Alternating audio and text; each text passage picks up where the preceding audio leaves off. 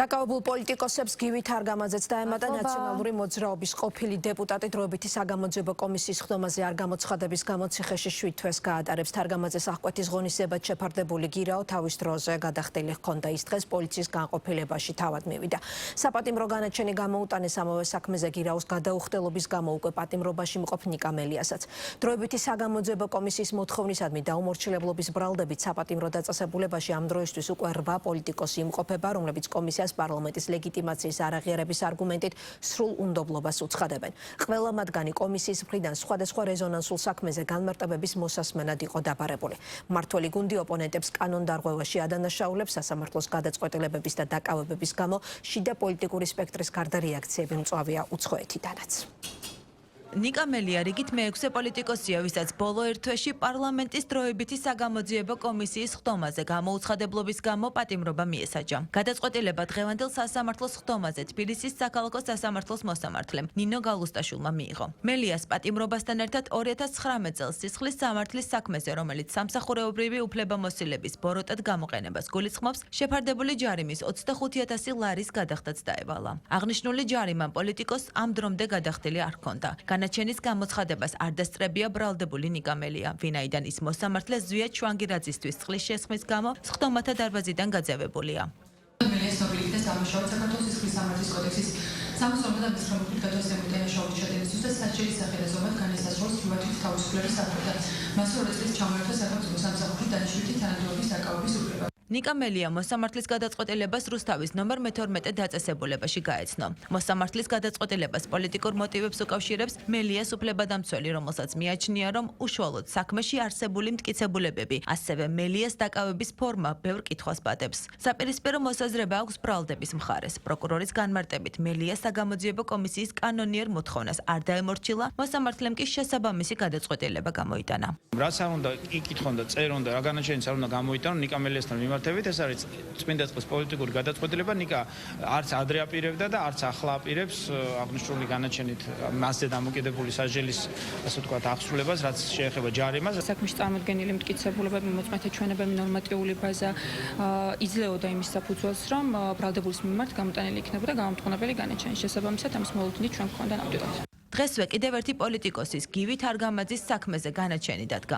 მოსამართლე ნინო გალუსტაშვილის გადაწყვეტილებით გივით არგამაძე საპატიმროში 7 თვეს გაატარებს. თანამდებობაზე დანიშნვის უფლება კი 2 წლის ვადით აეკრძალება. გადაწყვეტილების გამოცხადებას არც გივით არგამაძე დასწრებია. ის ვაკე საბურთალოს პოლიციის განყოფილებაში თავად მივიდა. მას ხელბორკილები პოლიციის შენობის შესასვლელთან დაადეს. ჩვენ მზადებით დაკავებული თბილისის საქალაქო სასამართლოს განაჩენის საკითხზე 7 თვის ვადით. სისხლის სამართლის კოდექსის 359 მუხლი, რაც გულისხმობს საქართველოს პარლამენტის დროებითი საგამოძიებო კომისიის კანონიერი მოთხოვნის შეუსრულებლობას. ხო დაადოქებულები გადავინახოთ. მოსამართლის გადაწყვეტილებას ფარსი უწოდა თარგამაძის ადვოკატმა.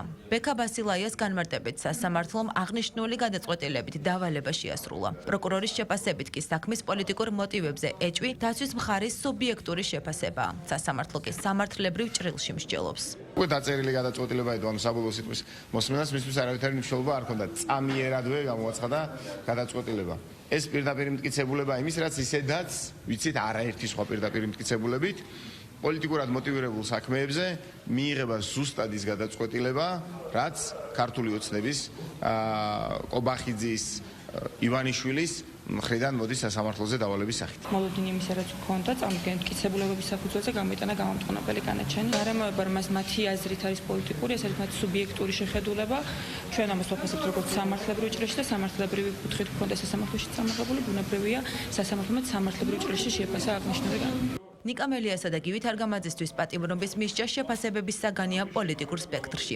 ოპოზიციაში ფიქრობენ, რომ ოპოზიციონერი პოლიტიკოსების შესახებ გადაწყვეტილებებს რეალურად სასამართლო არ იღებს და პროცესი გარედან მართულია. მათივე მოსაზრებით საგამოძიებო კომისიის მიზანი ანგარიშწორებაა. უმრავლესობაში კი განმარტავენ, რომ საგამოძიებო კომისიის ხდომაზე გამოცხადების ვალდებულება კონსტიტუციით არის გარანტირებული და ოპოზიციონერი პოლიტიკოსებისთვის წინასწარ იყო ცნობილი, თუ რა შედეგს მოიტანდა ხდომაზე გამოუცხადებლობა. ჩვენ ხედავთ ერთი მეორეს მიყოლებით უსამართლო სასამართლოს გადაწყვეტილებას. ივანიშვილის რეჟიმი და მისი წარმომადგენლები ცდილობენ იმ წინააღმდეგობის მაგალითს, რასაც და ართანამშრომლობის მაგალითს, რასაც ქართული ოპოზიცია ყველა პარტიის ლიდერი სამაგალითოდ ახორციელებს გატეხოს. ივანიშვილმა წინასაარჩევნო პერიოდში პოლიტიკური განცხადება გააკეთა გორში ოკუპირებულ საოკუპაციო ხაზთან, რომ ის გაასამართლებდა ყველას და ბოდიშს მოუხდიდა მტერს. ეს ხომ არ დაგაუწყდათ. კომისია, რომელიც შეიქმნა, არის ანგარიშწორებისთვის შექმნილი კომისია. ამ თემებზე სასამართლო, რა თქმა უნდა, გადაწყვეტილებას არ იღებს. გადაწყვეტილებას მხოლოდ და მხოლოდ ოპოზიციონერი პოლიტიკოსების დაპატიმრების შესახებ იღებს ბიძინა ივანიშვილი.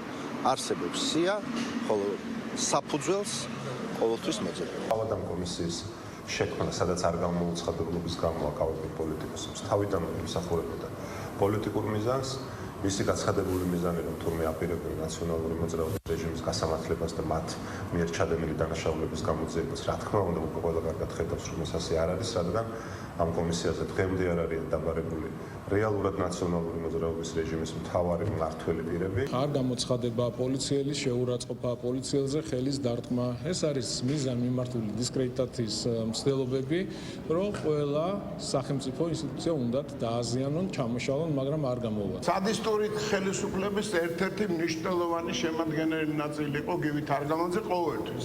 და როცა ეკითხებიან, უნდა მოვიდეს და ჩვენება მისცეს, ან გამოკითხვას უნდა გასცეს გარკვეული პასუხები თავს არიდებს. რითი ამოყობს ვერ გავიგე. აქ ბერერა ხაგაში ჩვენება მისცა, აბა რა უნდა ეგ. პარლამენტის დროებითი საგამოძიებო კომისიის ხდომაზე სულ 9 ოპოზიციონერი პოლიტიკოსი დაიბარეს, საიდანაც ხდომაზე მხოლოდ გიორგი გახარია გამოცხადდა. დანარჩენი 8 კი გიორგი ვაშაძე, ნიკა მელია, ნიკა გვარამია, ბადრი ჯაფარიძე, მამუკა ხაზარაძე, გივი თარგამაძე, ირაკლი ოქრუაშვილი და ზურა კირჩი-ჯაფარიძე საკანონმდებლო ორგანოში არ მივიდნენ. შედეგად კომისიამ პროკურატურას საქმის წარმოების მოთხოვნით მიმართა. ამ დროისთვის 6 პოლიტიკოსის საქმეზე განაჩენი უკვე დამდგარია და მათ პატიმრობა მიესაჯათ. 2 პოლიტიკოსის ირაკლი ოქრუაშვილისა და ნიკა გვარამიას საქმეზე კი გადაწყვეტილება მომავალ კვირას უნდა გამოცხადდეს. აღნიშნული მუხლი ჯარიმას ან 1 წლამდე პატიმრობას ითვალისწინებს.